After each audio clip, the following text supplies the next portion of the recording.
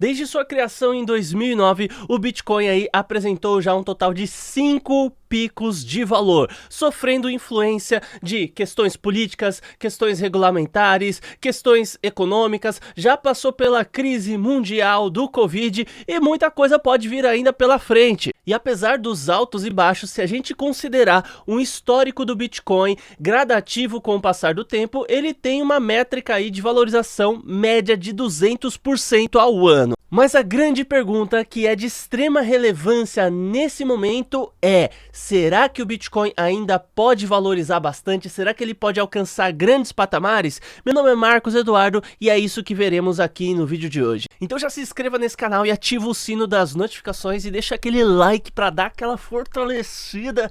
Isso ajuda demais, por favor, aperta o like, não te custa absolutamente nada. E aqui tem conteúdo de primeira, assim você me motiva pra caramba a produzir mais conteúdo para você. E olha só, se você ainda não tem conta na Binance, essa aqui é a maior corretora de criptomoedas do mundo, usando o meu link, que é o primeiro aí na descrição, você terá um total de 15% de desconto em todas as taxas de trade. Então, dito isso, então, vamos falar aí a respeito do Bitcoin. Bom, então a verdade é que o Bitcoin, ele atraiu a atenção do mundo todo por conta das suas altas avassaladoras e também por conta das suas quedas, né? Afinal, o Bitcoin não é só alta, senão tava todo mundo que trabalha com isso multimilionário, multibilionário e já era. Só que a grande verdade é que tudo isso que passamos até agora e todas essas altas que o Bitcoin passou, não é só com base nos próprios fundamentos do Bitcoin.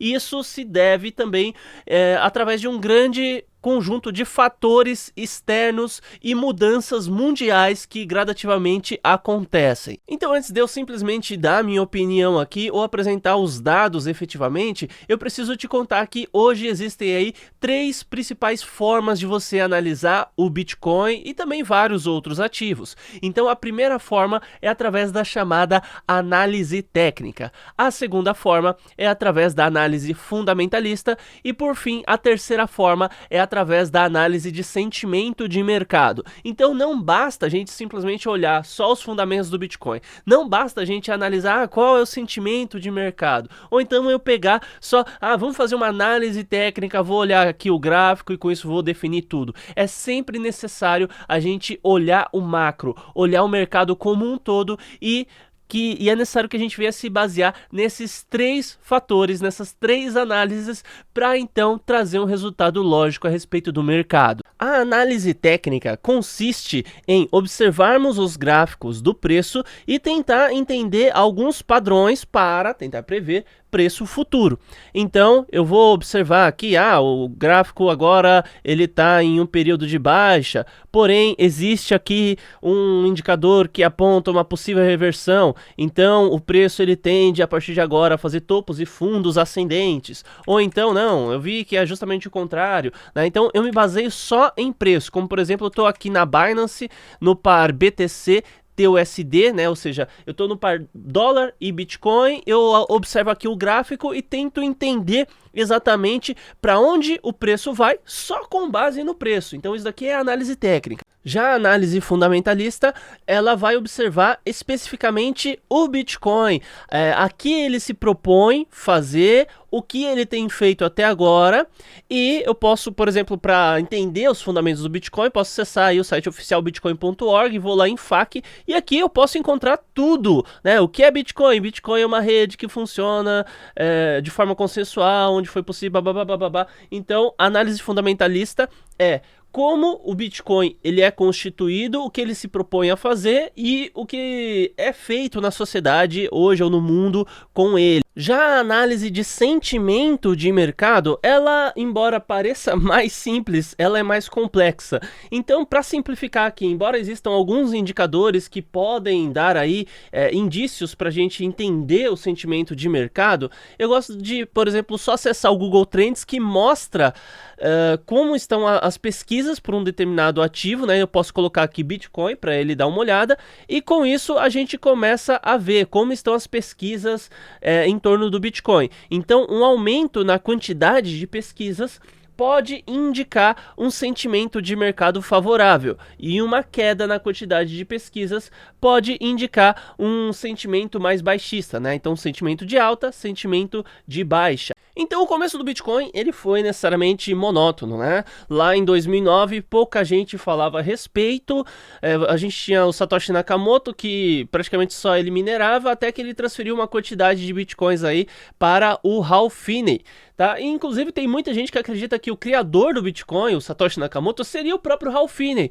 Então ele criou um pseudônimo, transferiu o Bitcoin para ele mesmo, para falar, olha, tem um tal de Satoshi Nakamoto aí, só para assim, ter alguém que comentou na postagem dele mesmo, sabe? Então tem muita gente aí que às vezes nas redes sociais cria outros perfis só para comentar e dizer que o que você mesmo fez parece que é uma boa coisa, ou que você está sendo reconhecido por algo, né?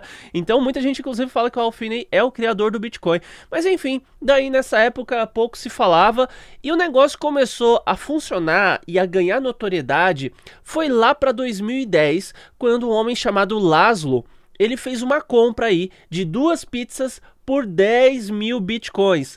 Aí é que isso começou a se popularizar na internet. Olha, esse tal de Bitcoin que criaram aí, essa moeda digital, já tá até gente comprando pizza com ela, né? Olha aqui o homem que comprou 2 pizzas com Bitcoin. E a partir daí é que a coisa começou a crescer. Mas isso é para você ter ideia que naquela época, né, o princípio do Bitcoin, ele foi muito mais focado em algo voltado aí para uma utilidade no dia a dia. Eles queriam que fosse de fato uma moeda para você fazer compra e venda de produtos. Não que hoje você não possa fazer isso, né? Inclusive existem várias alternativas para você trabalhar com compra e venda de Bitcoin, criptomoedas.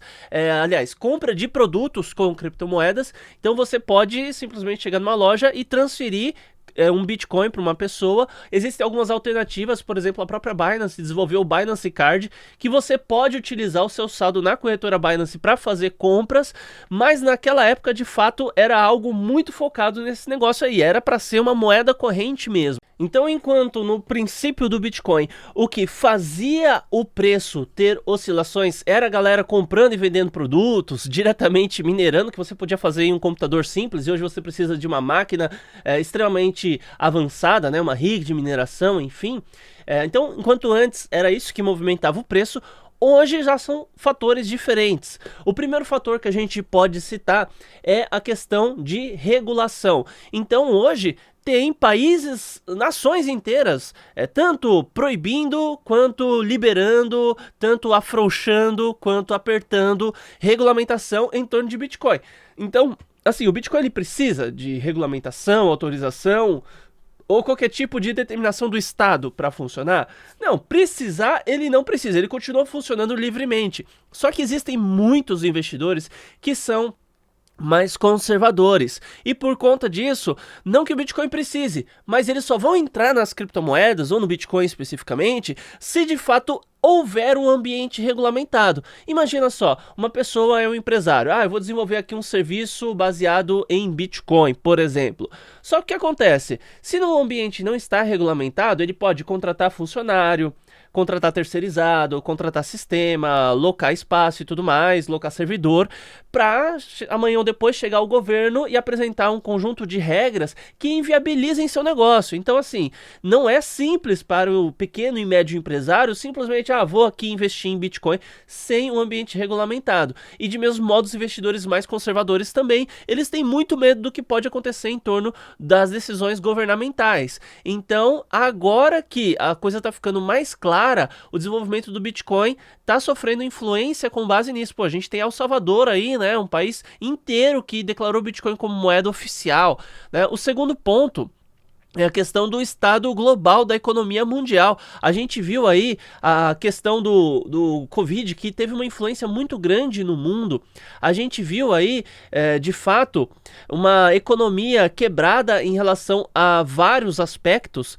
A gente viu simplesmente países passando aí por períodos de hiperinflação e muitas vezes a alternativa das pessoas era utilizar Bitcoin, né? Então você vê Venezuela, que teve aquele problema terrível lá, não vou nem ficar citando aqui certas coisas, mas população sofreu pra caramba, teve diversos problemas com a moeda estatal e como o Estado acabou levando essa condição aí para a população, então muitos passaram a trabalhar diretamente com Bitcoin e criptomoedas. Você vê também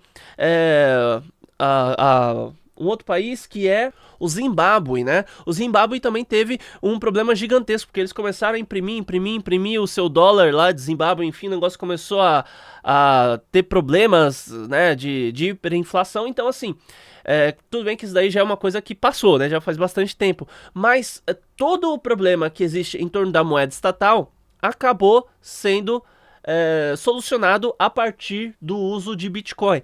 Pode não ter sido adotado sempre, mas a gente sabe que é uma solução plausível. A gente já tem a prova de que o Bitcoin funciona onde a moeda estatal vai falhar. A gente teve também o aumento, né, de adoção de grandes empresas trabalhando com Bitcoin, como por exemplo PayPal, a Square, Visa, Mastercard, sem contar o fator Elon Musk aí que meteu para dentro SpaceX, né? E as empresas que ele é responsável. A gente tem também o aumento geral da especulação do Bitcoin. Então assim, enquanto em 2009 a gente via lá o Bitcoin, o pessoal tentando lutar para fazer o negócio virar uma moeda corrente, hoje a galera já quer enriquecer, né, com o Bitcoin. Tem a galera do Oba-Oba, tem a galera que entende os fundamentos, mas também tá ali por conta da especulação. Então teve uma mudança gigantesca aí de paradigma em torno do Bitcoin. Agora vamos dar uma olhada aqui no histórico de preço do Bitcoin, só para você ter uma ideia em comparativo com o ouro e o Nasdaq 100. Então, 2011, Bitcoin teve aí 1.473% de alta, enquanto o ouro foi 9%, Nasdaq foi 3%. 2012, Bitcoin quase 200%, ouro 6%, Nasdaq 18%. 2013, 5.507%, enquanto o ouro perdeu quase 30% do seu valor e Nasdaq ganhou mais de 30%. Já 2014 foi um ano aí que, enfim, alguém ganhou do Bitcoin, né? A gente teve a Nasdaq valorizando quase 20%, o ouro perdeu 2% e o Bitcoin 58%, que é bem expressivo. Mas também diante de uma valorização de 5.500%. Pela lógica, então, a gente ficou aí com quase 2.000% de valorização ainda positivo, compensando o negócio do ano passado. 2015, 35% Bitcoin, ouro perde 10%, Nasdaq ganha 10%. 2016, Bitcoin mais de 100%, ouro quase 10%, Nasdaq quase 10%. 2017, Bitcoin mais de 1.000%, ouro ganha mais de 10%, Nasdaq mais de 30%. 2018, todo mundo saiu no negativo, mas o que aconteceu? Bitcoin, cara, 73%. Olha só a lapada que o Bitcoin tomou. Mas também, novamente, comparado com o que cresceu ano passado, tecnicamente ainda está positivo o saldo. A gente tem aqui, 2019, 95%, 17%, 39%. 300%, 24% e 48%. Então por isso que eu disse no começo do vídeo que, comparado através de uma média, o Bitcoin tem aí pelo menos 200% de valorização por ano. Um dos fatores que leva o Bitcoin a ter essas grandes oscilações, de fato, é a questão também dele ser um ativo jovem e proporcionalmente ter um volume muito menor do que ativos como, por exemplo, o ouro ou o dólar norte-americano, enfim. Então o Bitcoin é praticamente um bebê, ou talvez um adolescente aí, ou um jovem adulto no máximo.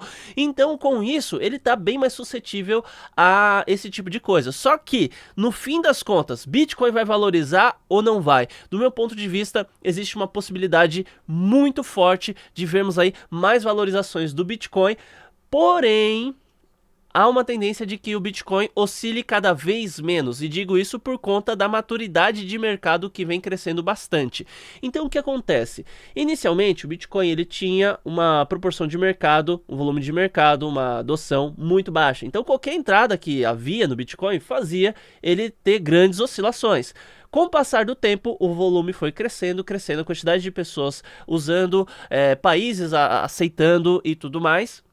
A gente viu que o Bitcoin, de fato, ele começou a crescer, né? Claro que, infelizmente, em métricas de extrema alta, extrema baixa, enfim, eu digo infelizmente, mas também existem suas vantagens, né? Em um mercado que fica parado, a gente não consegue ganhar muito dinheiro. Agora, com as oscilações, sim, a gente pode fazer bastante dinheiro. Só que no fim das contas, eu acredito sim que o Bitcoin vai valorizar bastante, porque a regulamentação no contexto geral está avançando bastante. Eu não sou a favor em relação a vários critérios em torno da regulamentação, mas a adesão só vai haver mediante a existência da regulamentação. A gente pode chorar, pode espernear, mas não é o que eu quero, mas infelizmente essa é a realidade. Então eu vejo que a regulamentação está crescendo bastante, a adoção está crescendo bastante e com isso a gente também vê a grande entrada dos investidores institucionais e isso traz um efeito rebote de valorização do ativo. Pô, se a gente pega 1%, se a gente vê 1% em uma semana do mercado tradicional entrando no Bitcoin, cara, é um estouro que vai ter da tampa da panela em relação ao Bitcoin. Mas se isso daí acontecer de forma gradual, o Bitcoin também vai continuar subindo de forma gradual e ele vai estar, conforme a adoção acontece, menos suscetível a oscilações, a grandes oscilações, melhor dizendo. Então, enquanto em 2017, quando eu tava lá acompanhando as notícias e produzindo conteúdo, eu falava, olha, Bitcoin hoje despencou 35%, 40%, Bitcoin subiu 50%, né? Isso é coisa assim de 2, 3 dias de intervalo. Eu acredito que vai chegar um momento que a grande notícia do dia vai ser, olha, justamente, gente, olha só, Bitcoin hoje sobe 3% e todo mundo vai comemorar os 3%, quando isso na verdade era só o café da manhã de um dia parado há 5 anos atrás, né? Então, eu penso que o Bitcoin tem uma chance muito grande, o mundo todo está se digitalizando, as CBDCs estão vindo, ou seja, as moedas estatais digitais estão chegando e, por consequência, o mundo todo vai aderir ao digital. E o Bitcoin, como já nasceu no meio digital e já existem várias possibilidades em torno dele, ele vai sim passar por essa grande adoção. Claro que eu tenho que dar aquele aviso, isso não é uma dica de investimento, não é bom que você se baseie na minha análise para fazer qualquer tipo de coisa. Faça sua própria análise, estude e entenda como o mercado funciona. Então, muito obrigado por ter assistido, espero que o material tenha sido útil, inscreva-se aí no canal se não é inscrito, ative o sino e até mais.